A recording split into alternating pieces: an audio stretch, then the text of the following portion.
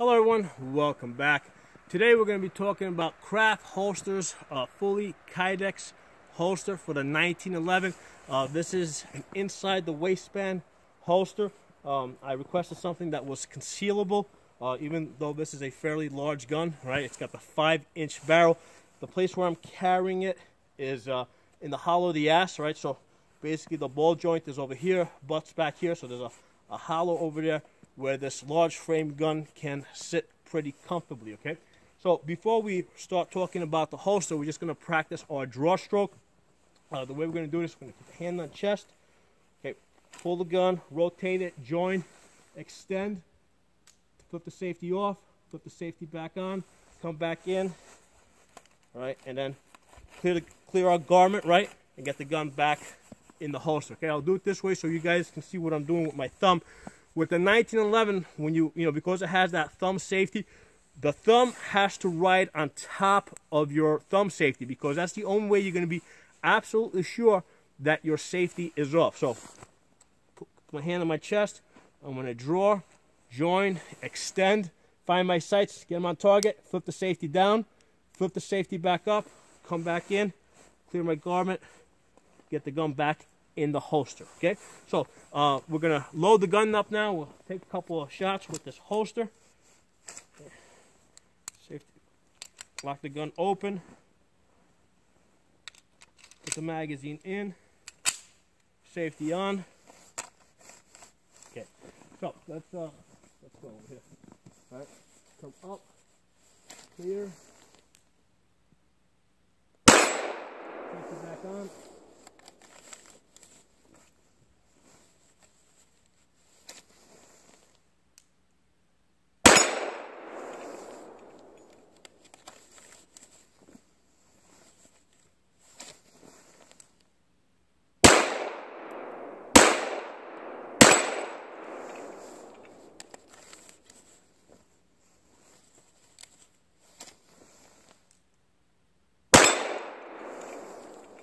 You want to practice this repetitively.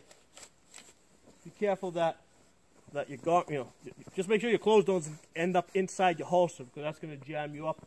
Fortunately, that's a fact of when you're in the wintertime. You got a jacket on, you got a sweater underneath. I'm using my pinky here to clear my jacket out of the way. Okay, I'll turn around and show you guys how I grab my pinky to get the jacket out of the way so I can reholster. Okay, so come back.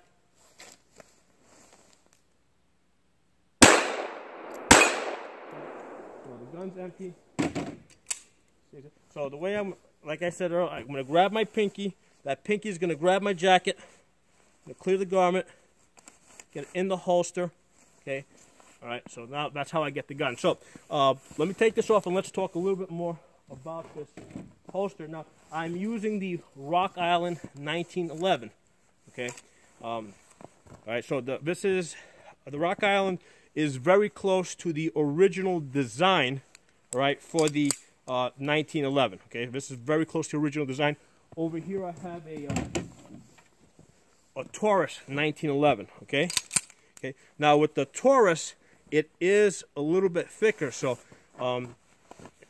it is a little bit more snug. It does fit it, but there's definitely a difference as far as getting it into it. Now this holster is adjustable. Now we're going to talk about that in a moment. It is right now set to the widest possible setting. So in the widest possible setting, the Taurus PT 1911 is a lot tighter. Okay. So let me take this out. Take the holster out, and we're going to talk a little bit more about this holster. Show you guys a close-up of it.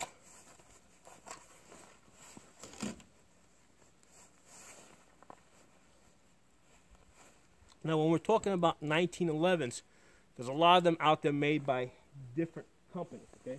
So, with this, you can see, like I said, this is the Rock Island 1911. This is the Taurus. Okay, this one has the safety on both sides. It's got the citrations here for the, so that you can pinch this open. I have a set of calipers here. So with a set of calipers, right, if you measure this out, what you'll see is that the Taurus PT 1911, right, comes out to 0.930, okay, and then when you compare that to the Rock Island 1911, this comes out to 0.910, okay, so there's a difference of like 0.020, which is basically the width of a business card, okay, which can be significant. The nice thing about this, Craft Holsters holster here, and this one's made by the manufacturer is Falco, is that it's adjustable. They've got the screws over here with the little rubber in between. Now, in order to get it to fit on this Rock Island 1911, I had to set it to the absolute widest possible setting. So basically, it's almost as if though there's no screws there, because I can actually turn these screws with my finger over here. That's how loose I had to get these. And what I would recommend is, once you get this to where you want it to be, you're going to have to Loctite this, because otherwise these things are going to, they are going to unscrew and fall out at some point. So you would have to Loctite these into place. But in order to get fit my Rock Island 1911, I had to get this to the widest possible setting, as if though there was almost no screws here, to get this to comfortably fit in there. Right now, you'll see that even in this setting, it's pretty snug. Now, mind you, when you put this inside your waistband and you pull your belt tight, this is going to get a little bit tighter. Okay, so however tight you set this to, once you pull your belt over, it's going to get a little bit tighter. With my Taurus 1911, when I put this in there, I mean, you can see how this just bulges out. Okay, bulges. So this is much tighter. Now, one of the significant differences I think here is that the safety.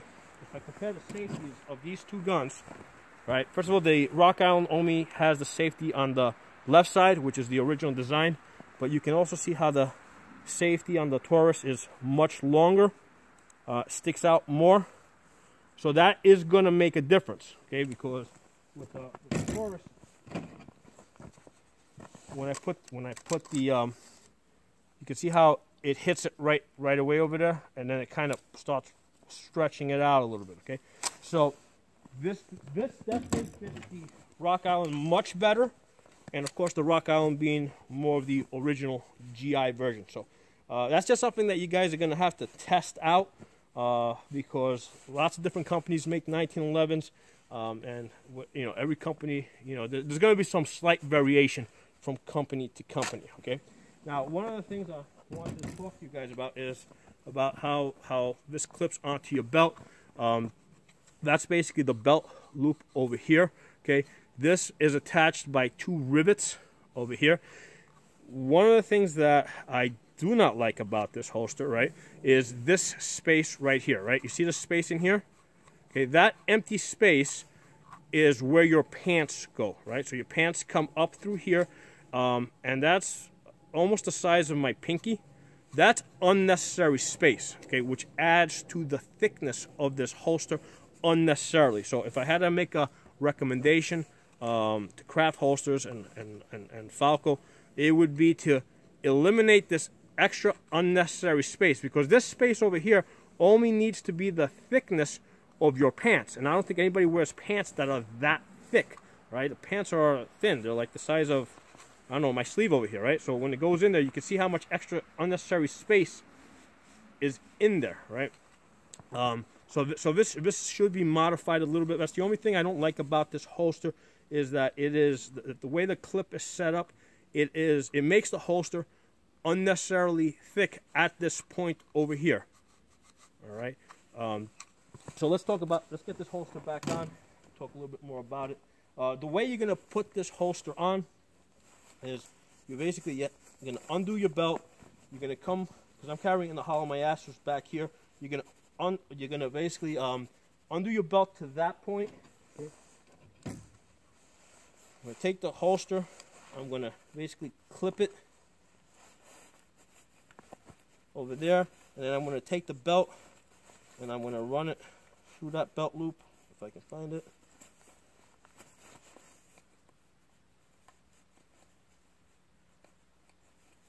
we go. Run it through the belt loop. Oops, no, missed it. There it goes. Got it through. I'm gonna go through here. Go through here. Excellent. Okay, so at that point, you put your unloaded gun in the holster. Okay, so here's the thing. I normally, what I would do at this point is, okay, now I would take the gun out, the unloaded gun out. I would lock the gun open. Okay, I would put my magazine in. Get the magazine in there. Put the magazine in. Right. I would bring the slide forward. Put my safety on. Right. And get the gun in the holster. Now, I want to use this opportunity to talk about the 4 carry conditions of a 1911. Okay. And this is important because now we're going to get into something slightly different.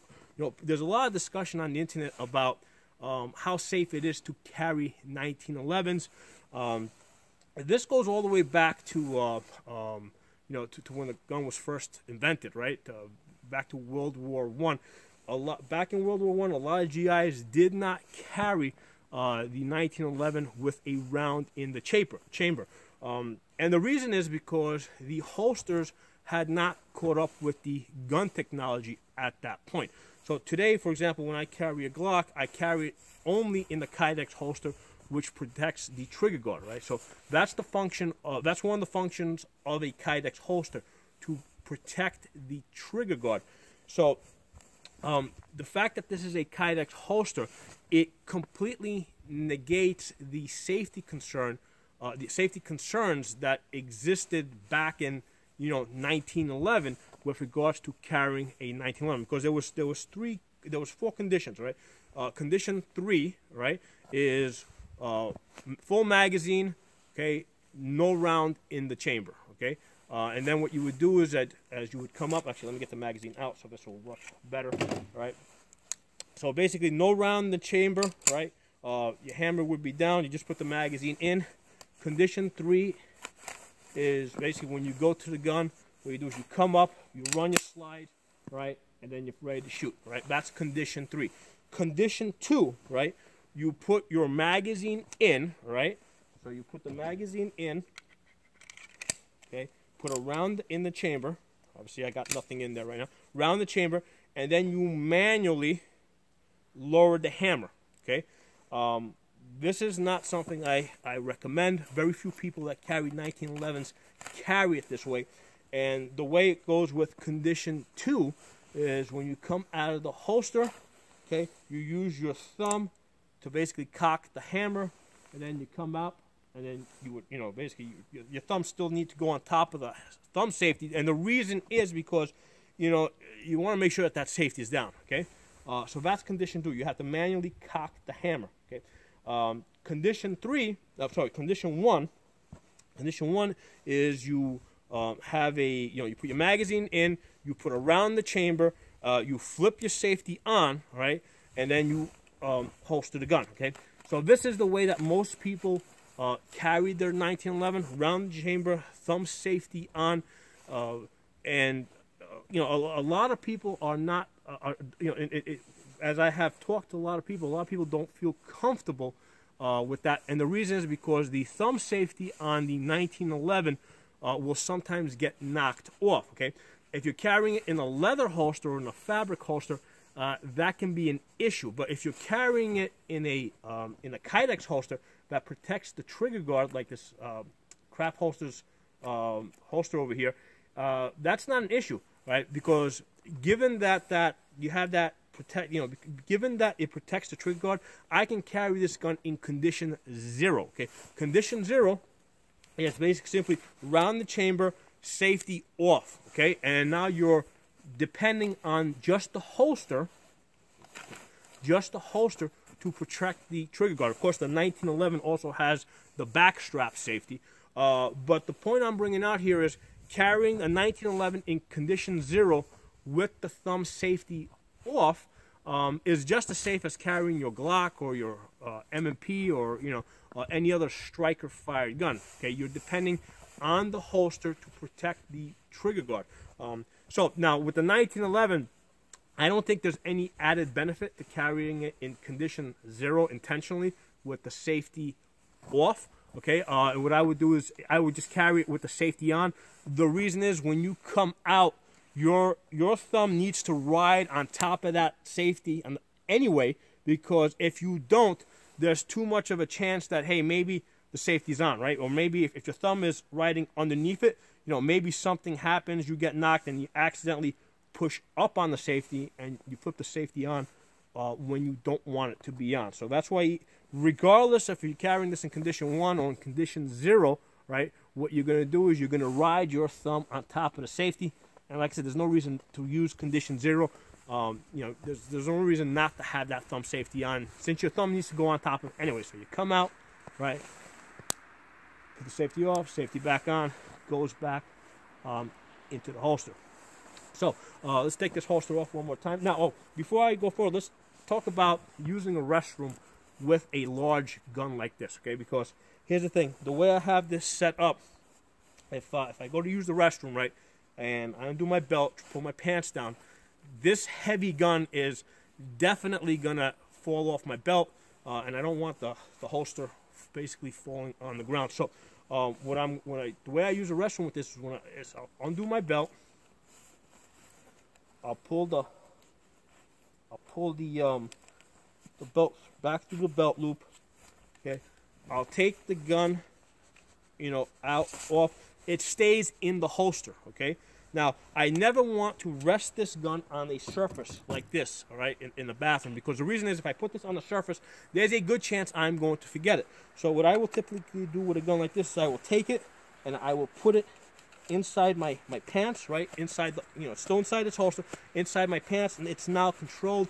I can now lower my pants and use the toilet if I need to use the toilet, okay? And this also applies when I'm at my house, right, because in my own home, I have small children, okay? So if I'm carrying the gun, right, and I'm going to use a restroom, I will never ever put the gun on a surface, because sooner or later, like maybe 1 in a million times, eventually I will forget it there. So the gun is in one of two places. It's either on my body or it's in a safe, and that's it. There's no in between, okay? I think the only exception to that is if I need to go into like some type of a federal building or government building where I'm not allowed to bring a gun in. Basically, I have to leave it in the car, you know. And in that case, the gun never comes out of the holster, because the holster, okay, is part of the safety mechanism. I don't want to, you know, especially if I'm out in the parking lot or something, I never want to, you know, fumble with trying to unload the gun in an uncomfortable setting, okay? Because, you know, especially if I'm concerned about maybe somebody might see me or people wondering what I'm doing, you know, that's when I am most likely to make a mistake. So for that reason, this gun stays in the holster, okay, until I'm ready to actually shoot the gun. Right, and as you can see here, you see how that trigger guard, how the plastic covers the trigger guard. Okay, that's an important safety feature here. Another thing that I like is you see how this, the plastic of the holster comes up and it covers that, it covers the thumb safety switch. Okay, that's also a feature that I really like. Okay, so I really like this holster. The main issue that I have with it is this space over here. That's unnecessary space. Okay, that doesn't need to be that thick. That just makes this unnecessarily wider. The other recommendation I would make is it'd be great if this did go a little bit wider than it does, because although it fits this Rock Island holster very good, does not fit the Taurus PT 1911 as well as it does this. So it'd be nice if it did go maybe a little bit wider. So now let's talk about putting this gun back on. Okay, so going back to the situation, I'm in the restroom. I have the gun inside the holster, inside my pants. All right, pull my pants up. Okay, what I'm going to do now is I'm going to take the gun. I'm going to clip this on the inside of my pants there, where it's going to be. Take the belt,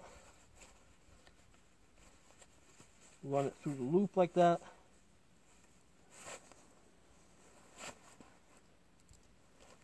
And there we go, okay? Like I said earlier, I was carrying this gun around for about a week.